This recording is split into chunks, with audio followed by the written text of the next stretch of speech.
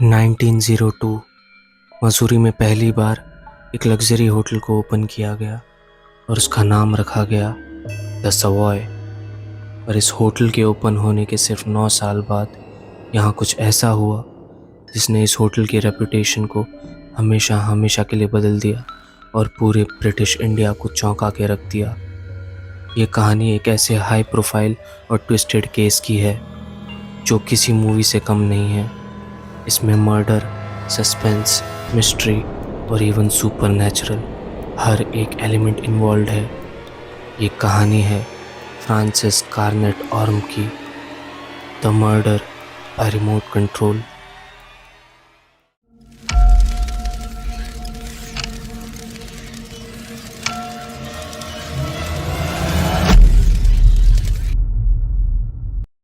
साल था 1900 और रेलवे की पटरियां पहली बार देहरादून तक पहुंची थी। जैसे ही ट्रेन्स देहरादून तक आने लगी वहाँ टूरिज़्म बढ़ने लगा और इसी वजह से मसूरी के पहाड़ भी ब्रिटिशर्स के लिए एक पॉपुलर वैकेशन स्पॉट बन गए। फिर आता है साल 1911 जब फ्रांसिस कार्नेट ऑर्म नाम की एक 49 ईयर्स की मिडल एज्ड महिला मसूरी के द सवॉय होटल में रहने आती है। फ्रांसिस ऐसे तो इंडिया में काफ़ी सालों से रह रही थी। वो यूजुअली लखनऊ में रहती थी और मसूरी में ज़्यादातर गर्मियों की छुट्टी में आया करती थी।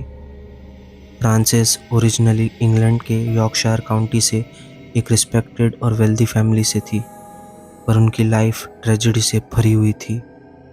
ईयर 1892 में उनके फादर की डेथ हो गई थी और जस्ट उसके अगले साल उनके फियांसे जैक ग्रांट, जो उस वक्त यूपी पुलिस में ऑफिसर थे, उनकी भी डेथ हो गई, जिसके रीजंस अननोन है।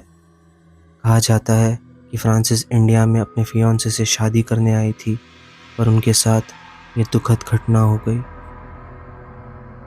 इंडिया में आके वो स्पिरिचुअलिज्म के कल्ट्स में इन्वॉल्व हो गई, इस उम्मीद में कि वो अपने खोए हुए प्यार से किसी तरह फिर से कनेक्ट कर सके। उस वक्त ब्रिटिश इंडिया में हेलेना ब्लवत्स्की, जिन्हें लोग मैडम ब्लवत्स्की भी बुलाते थे, जो एक रशियन अमेरिकन राइटर और मिस्टिक थी, उन्होंने एक थियोसॉफिकल सोसाइटी नाम की एक ऑर्गेनाइजेशन स्टार्ट की थी न्यूयॉर्क में, जो कि इंडिया में भी बहुत पॉपुलर हो गई थी। थियोसॉफिकल सोसाइटी एक रिलीजियस मूवमेंट बन गया था और उसमें बहुत से लोग जुड़ने लगे थे। इस सोसाइटी के बारे में ज़्यादा डिटेल में नहीं जाऊंगा, पर इतना ज़रूर बता दूं कि इस सोसाइटी में ईज़ोटेरिक और सुपरनैचुरल प्रैक्टिसेस होती थी, जैसे स्वान्स और क्रिस्टल गेजिंग। स्वान्स एक ऐसी सुपरनैचुरल प्रैक्टिस है जिसमें एक टेबल पे कैंडल लाइट करके कुछ लोग अपनी आंखें बंद करके एक दूसरे का हाथ पकड़ के डेड स्पिरिट से कनेक्ट करने की कोशिश करते हैं। यूजुअली लोग इस प्रैक्टिस को अपने लव्ड वंस की स्पिरिट से कांटेक्ट करने के लिए यूज़ करते हैं। आपने कई बार ऐसा हॉरर मूवीज़ में भी देखा होगा। इस प्रैक्टिस को टेबल रैपिंग भी कहा जाता है। फ्रांसिस इस सोसाइटी में इन्वॉल्व हो गई और रेगुलरली सोसाइटी के इवेंट्स अटेंड करने लगी। यहाँ फ्रांसिस की मुलाकात मिस ईवा माउंट स्टीफन से हुई। ये पर्सन इस स्टोरी में बहुत इंपॉर्टेंट रोल प्ले करती है।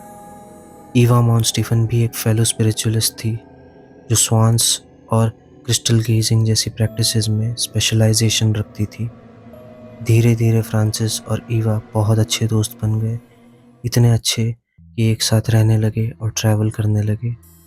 1911 की गर्मियों में फ्रांसिस और ईवा लखनऊ से मसूरी आते हैं और द सवॉय में स्टे करते हैं।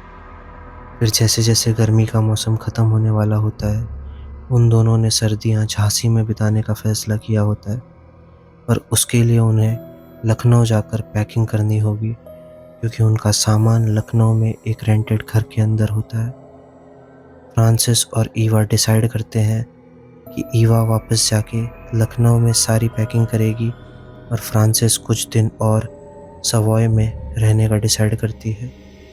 ये फ़ैसला ये लोग क्यों करते हैं इसका कोई रीज़न कहीं भी मेंशन नहीं है।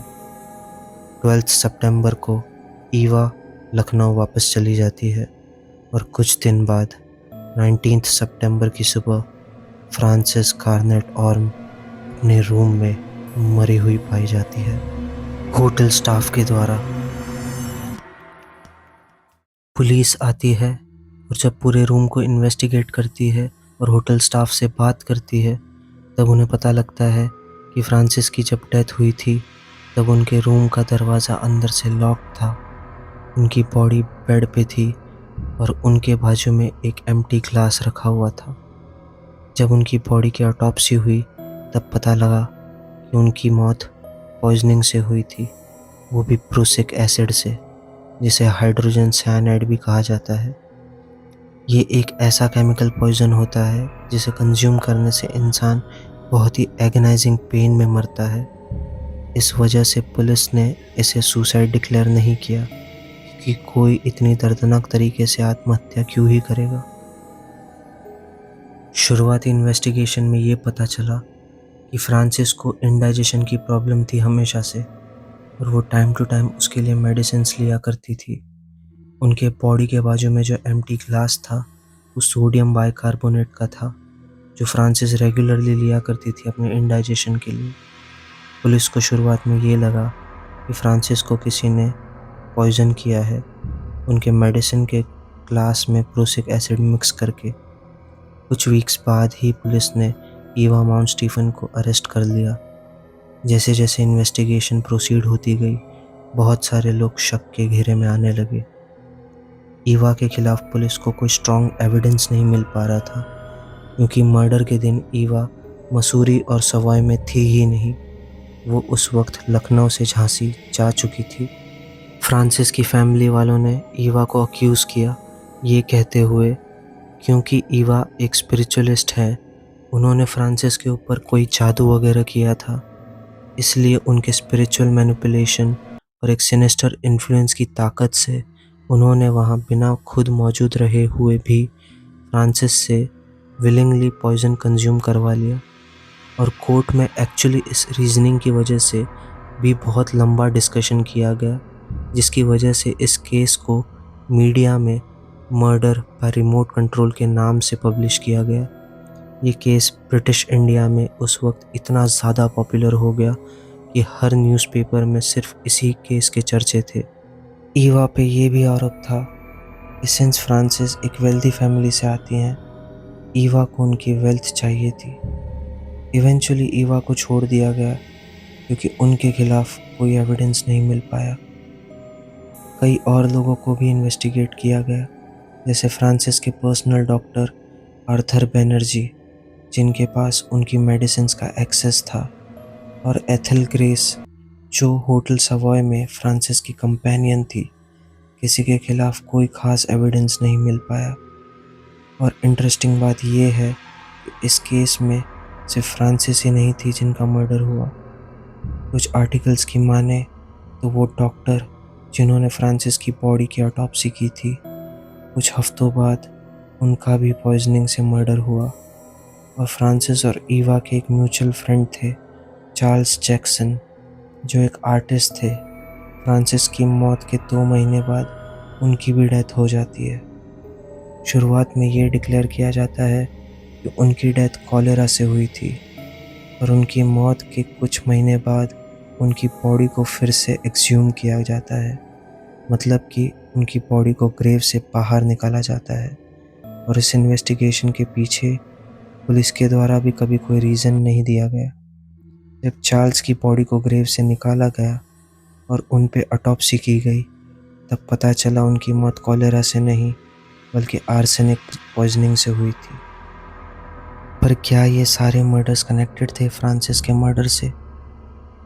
ये बात कभी पता नहीं चल पाई। इवेंचुअली कोर्ट ने फ्रांसिस के केस को ये कह के क्लोज कर दिया कि उनकी मौत का रीज़न कभी पता नहीं चल पाएगा। पर एक गवाही पे किसी ने ध्यान नहीं दिया, ना पुलिस ने, ना कोर्ट ने।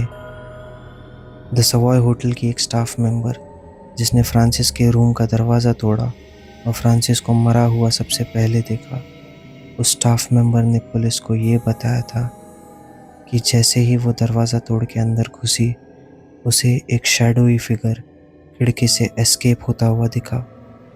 उसे ऐसा लगा जैसे उसने किसी परछाई को देखा हो।